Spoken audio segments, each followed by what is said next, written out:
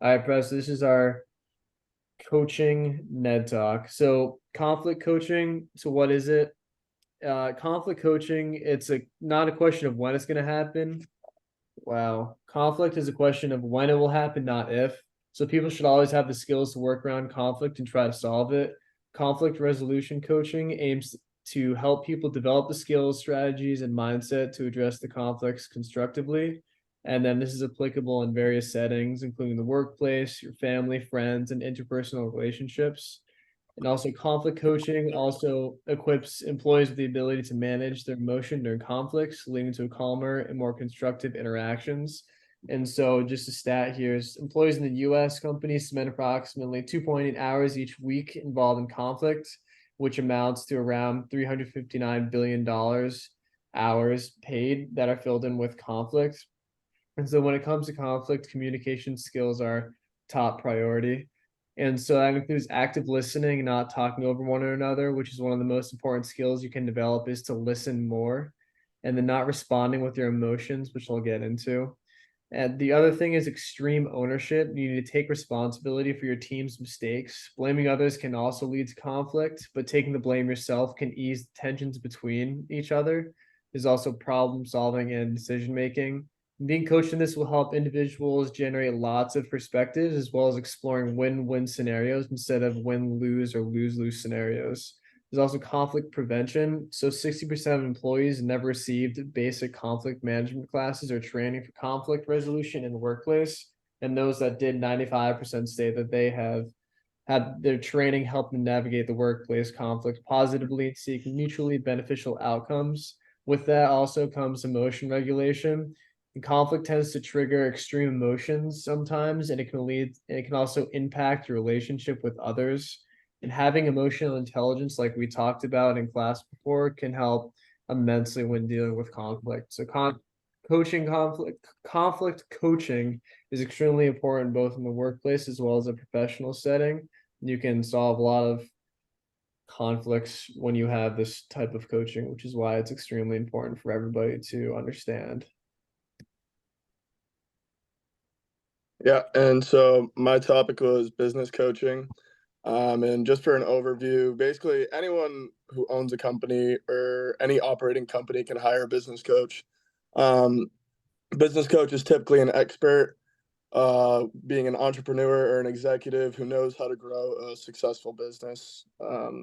Qualities of a successful business coach includes someone who has experience in coaching or in their own business. They're expected to go through 4 steps. First, being approach their work like a CEO, having experience, customize their service to all their clients, not just the big ones. Have a valuable network of resources for their clients, and know when to say goodbye and not rope them into a contract where they're going to be milking them for money for a long time. They want to set goals and have a finish line in sight. That's what a valuable business coach would do.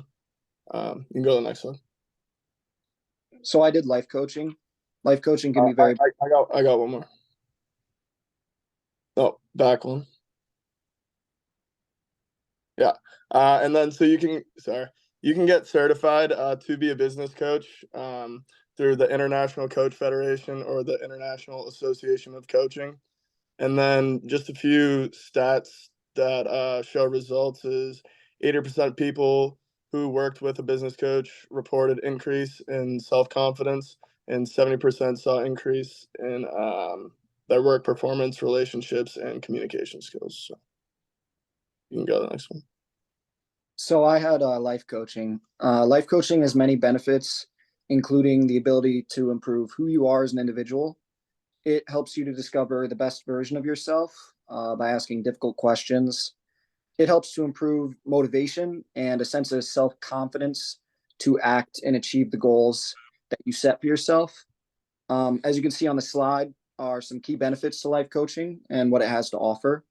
The first one being career planning, and then there's goal setting, improved relationships, growing communication skills, an improvement in self confidence, stress management, work-life balance, and finally, growth and personal development. All these things are benefits that people have had from going and seeking out life coaching. Some people may not want to do it, they think they can do it themselves. And then there's other people that do need assistance, but it's beneficial overall for any individual who tries and wants to get into it. A few key takeaways from individuals who have received life coaching. These are some statistics. 80% of coaching clients say it has improved their self-confidence and self-esteem.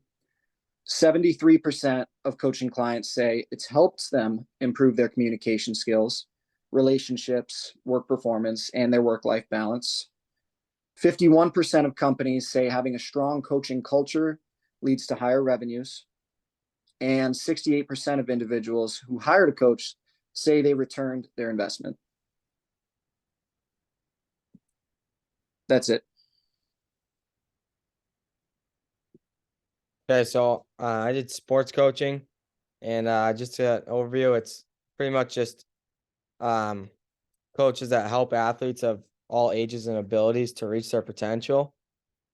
So first is just different strategies and game plans. All coaches will go through it, pretty similar to business, how they can go about like succeeding and getting a win, and mental toughness. I mean, that's what coach is there for, to help build discipline, guidance, and really go through the process of teaching, anyone of all ages and abilities to, reach their potential and figure out ways where they're going to end up being stronger, whether it's through their sports or through their mental well-being. So you can go to the next one. And life lessons as well. I mean, just guidance and mentorship from coaches. Just that they're going to be they're most likely have been in the same predicaments as you have been when they were younger or however age you are. And it's just going to help build discipline and be held accountable, because that's what everyone needs to do, especially being part of a team. So the reason I picked this is, the audience should care about having leadership, and I'm just going off sports here, a locker room, business, or whatever it is. It's going to help the team, grow together, grow faster, and it's going to give you different perspectives on outcomes and how to work through conflict more effectively. And so I thought that was a pretty important topic for our topic of coaching. So that's what I got there.